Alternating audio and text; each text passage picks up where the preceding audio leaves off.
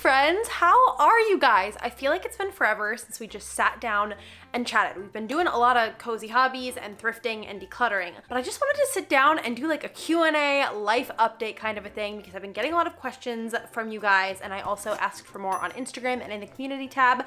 So today I'm going to answer all of them, or all of them that I can.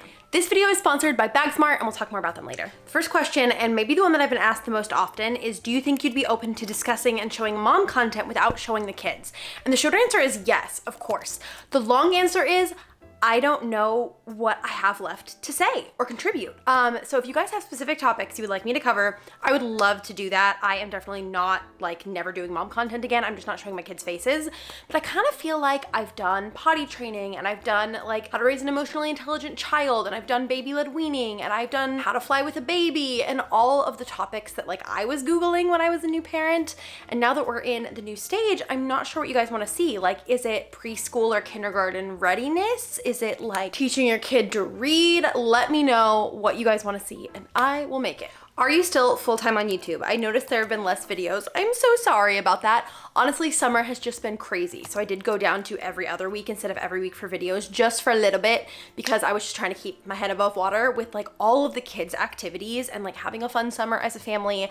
I've also been posting a ton on Instagram, so I'm finding the balance there now that that's like a bigger piece of my business and like my creative passion. The short answer is yes, absolutely. I'm not going anywhere, don't worry. And I think I'm gonna be back to weekly like now, starting when this video went live, because we're kind of winding down summer, getting ready to go into school and things. Hopefully, knock on wood, it should slow down a little bit. What paint color is the pink in your bedroom? I also got this question a shocking number of times. It is Hushed Auburn by Sherwin-Williams. Ooh, I like this one. What is one thrift item you would love to find? I would love to find the Brambly Hedge seasonal plates and teacups. I have one from when I was like a little girl that I think my grandma got me. I think it's the summer one. And I've always wanted to get like the autumn and the winter and the spring so I can have like a whole set.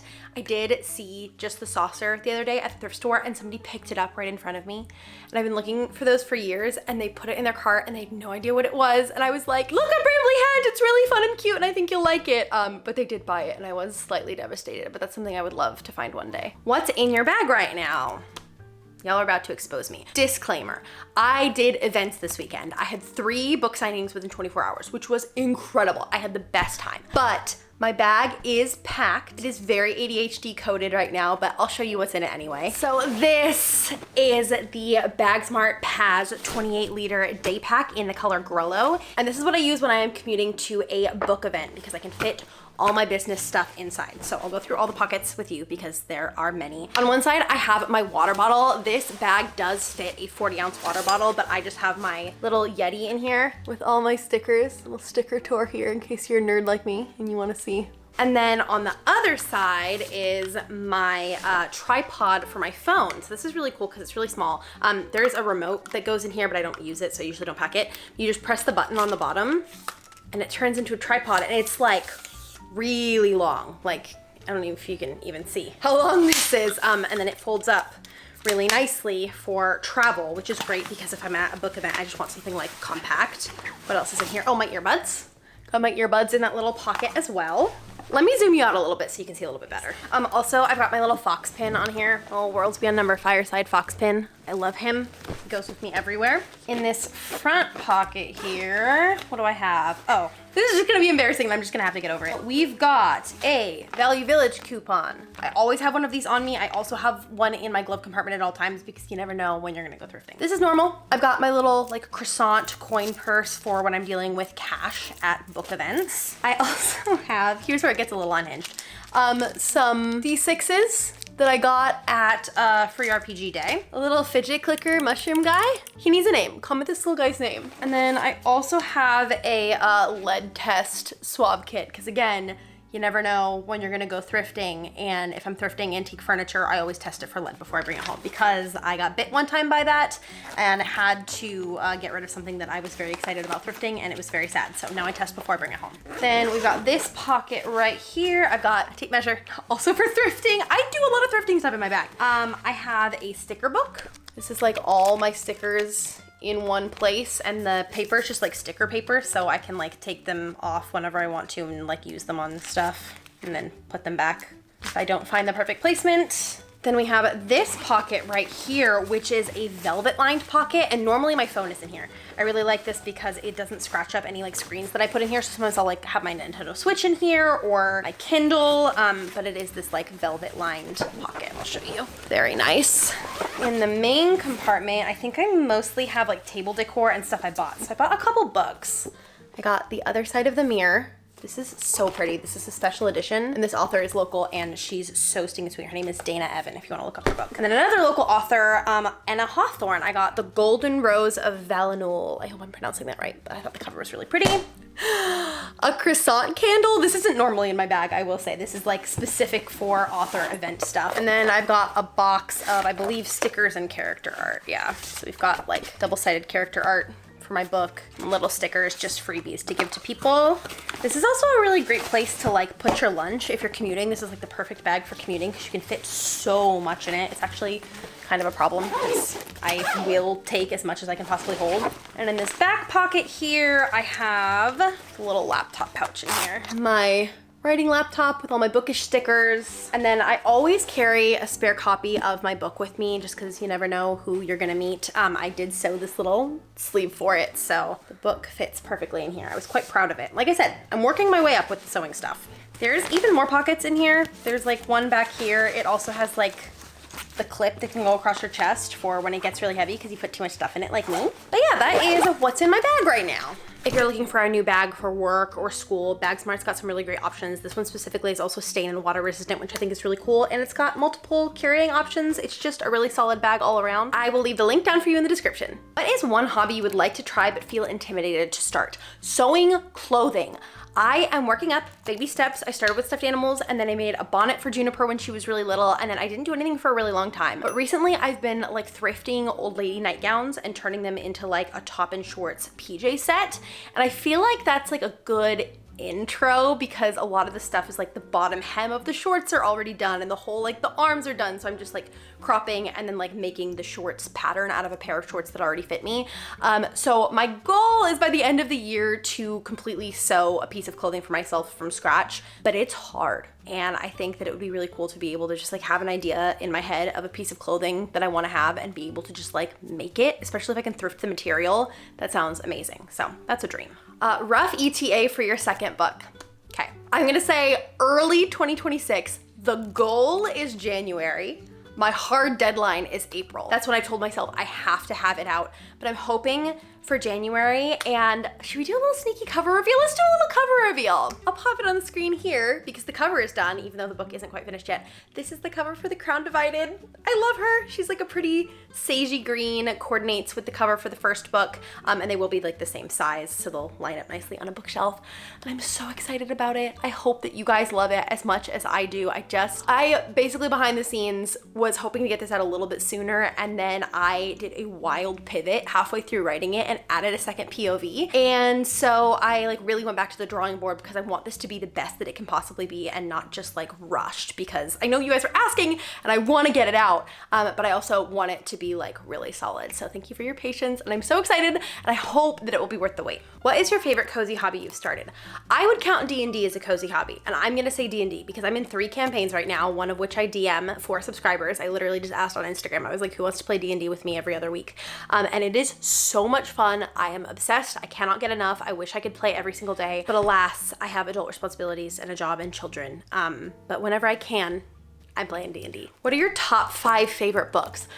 How can you ask that of me? That's like asking me who my favorite child is. I can't answer that. Okay, top 5. Top 5 is maybe doable. The ACOTAR series, I'm just gonna say as one in general, but specifically if I had to pick Court of Mist and Fury. The Shatter Me series, I know I'm saying series, but give a girl some wiggle room. The Invisible Life of Addie LaRue, that's one of those books that I like finished reading and I was like, that just changed my brain chemistry. Anything by Emily Henry, but specifically Happy Place. I really, really loved Happy Place. And we'll go Fourth Wing because I really relate to Violet, which actually I saw a question about that here. I saw your Instagram post about having a chronic illness. Would you mind sharing what you have? I don't mind at all. I have hypermobile Ehlers-Danlos syndrome and POTS. Those are things that I've had my whole life and didn't know. I just thought that everybody could do weird things and their joints hurt all the time and they passed out a lot. Turns out that's not the case. I think all my symptoms got a lot worse during pregnancy, and specifically during my second pregnancy with Juniper, when I also got COVID at 34 weeks. So between those two things, whether it was like the hormones from pregnancy or getting COVID, I don't know. Basically, I had something called mast cell activation happen, and it made my chronic illnesses like really come to the forefront. The symptoms got a lot worse. My joints deteriorated very quickly. So I am now at the ripe old age of 29 learning how to save my knees and my elbows and my shoulders, and also how to pace myself. It's been hard for me to try to live my life at a slower pace in terms of like physically, because I like slow living in general, but I'm also like, I've got ADHD. I'm a very like active, like get up, go, do all the things. Like I love gardening, and that's been something that's really hard for me because I, with pot stuff, have a very difficult time gardening because you've got to bend down and get up and bend down and get up, and I get all lightheaded and shaky, and I'm working on it. I'm drinking lots of electrolytes. I'm doing physical therapy. I'm getting tested for stuff with my doctor. But yeah, that has been a big part of my life recently, and also a large part of the reason why you've seen, you know, my capacity go down a little bit on YouTube. I think I'm finding a system that works, hopefully, knock on wood, and just trying to stay positive about it, because they are not curable things. They are things that I will live with for my whole life, and how I treat my body now will affect how well I age, essentially, as far as like my joint health and stuff goes. So that's the TLDR on that. Let me know if you want a whole video on my journey with that, because I would absolutely do that, because I didn't know that I had all these things for a really long time. Violet from Fourth Wing, which I was talking about, also has EDS, and that's part of how I realized I had it. So maybe a story for another time, but crazy. It's been about a 1.5 to 2 year process of getting diagnosed and getting on a treatment plan and everything. So, you know, we're just doing all we can. If it isn't too personal, what do you guys use for preventing pregnancy or birth control? This has changed since the last time I answered this question, and I did check with Matt, and he said it's fine for me to share. He recently got a vasectomy. We are 99.99999% sure that we do not want any more children, or not that we don't want any more children, but that more children aren't in the cards for us, as far as like my body can't handle another pregnancy, financially, attention-wise, our family feels complete, all of those things. So he went ahead and got a vasectomy. We do have some guys on ice just in case. Like literally the only way I think that we would have a third baby would be either if something went wrong with his surgery and it was an accident, or if we like won the lottery or something, and money was not an issue, neither of us had to work, and like all of our energy could go to parenting, but like, you know, that doesn't happen to anyone. So that's kind of our story right now. It's new, it just happened. We're actually like waiting to see if it worked properly or not. But yeah, I just thought I would share. Do you want to share anything about your vasectomy, like how it went, or like what your expectations were? Or? It was pretty simple, and I think it's going to be worth it. Don't go to a very busy public event the day before and get sick during your post-op. Because then you're coughing. Because then you're coughing in season, and you don't want that. And then otherwise, you get a hematoma. I wasn't going to go into full detail, but otherwise it was fine. Junior Trooper. Piece of cake. Hung in there. 2 weeks till we find out. Yeah. He was like, you had the 2 kids. I'll take care of this one, baby. It was pretty simple. So. Yeah. Longtime follower, but I don't know what prompted your move from California to Washington. Thank you for being around that long. That means so much to me. We moved up here for Matt's job, and also his family is up here.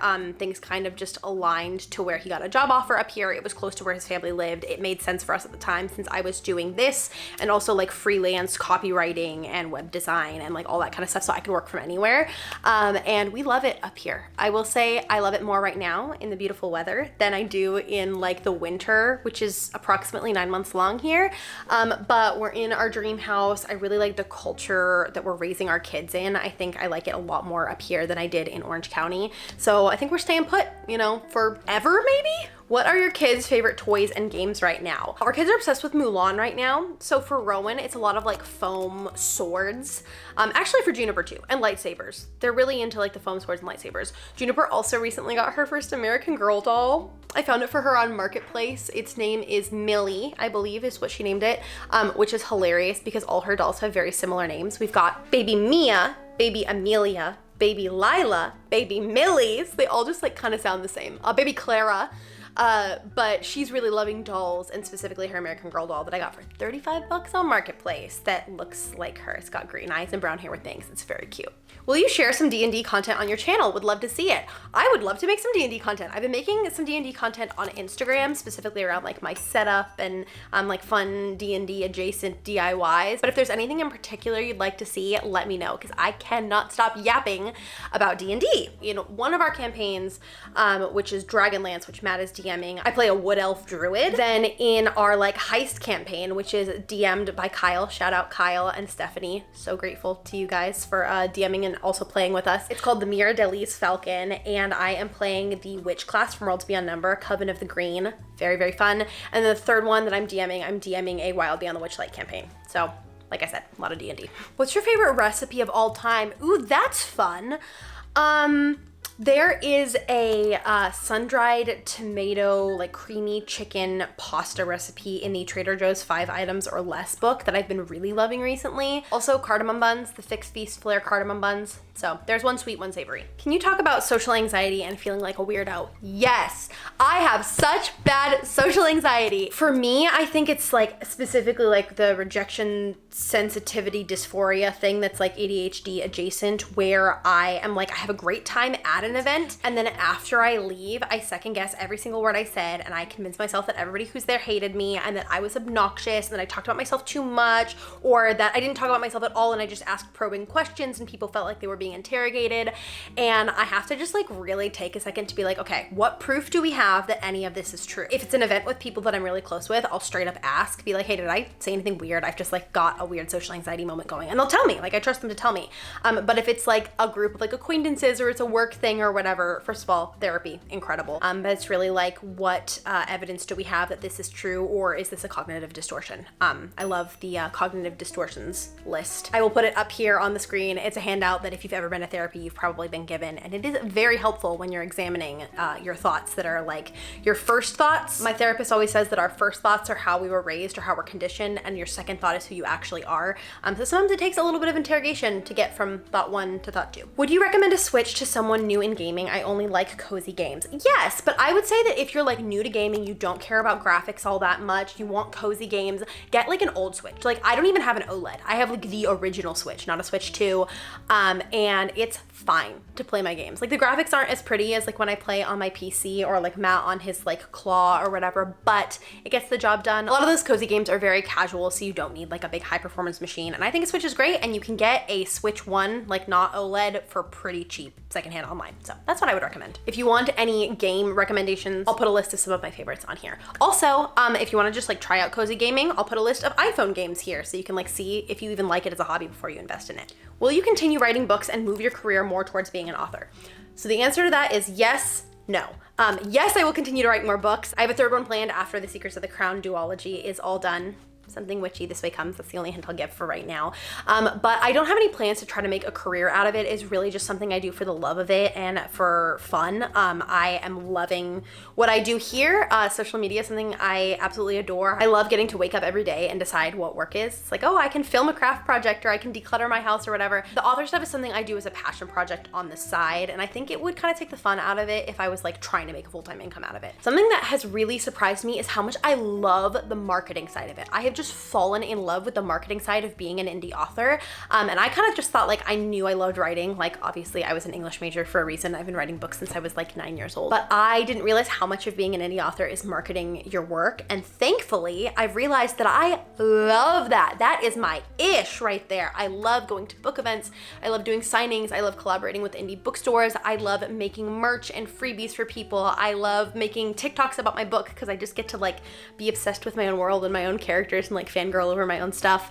I've got some really cool things in the works right now. I'm actually working with a local tattoo artist who is also a bookish podcaster, and she wants to do like a podcast about the book episode and then also a flash tattoo sheet, which I'm like, are you kidding me? I'm absolutely gonna get one of those. So yeah, I just love that side of it, and I guess it makes sense because like I do this, so obviously I love marketing and I find it so fun, but I didn't realize, I guess, how big a piece of the pie that is as an author, and I'm very thankful that it's something that I actually really enjoy. Oh gosh, I've been yapping for a long time now, so I think I'm gonna call it here, but if you guys want a part 2, feel free to leave your questions down in the comments below, and I will either type an answer or I'll do another Q&A kind of a video soon. And also just any general requests you have for parenting videos, D&D videos, hobby videos, anything. I want to hear what you want me to make. So thank you guys so much for watching. I love you a lot, and I can't wait to see you in my next video. Bye!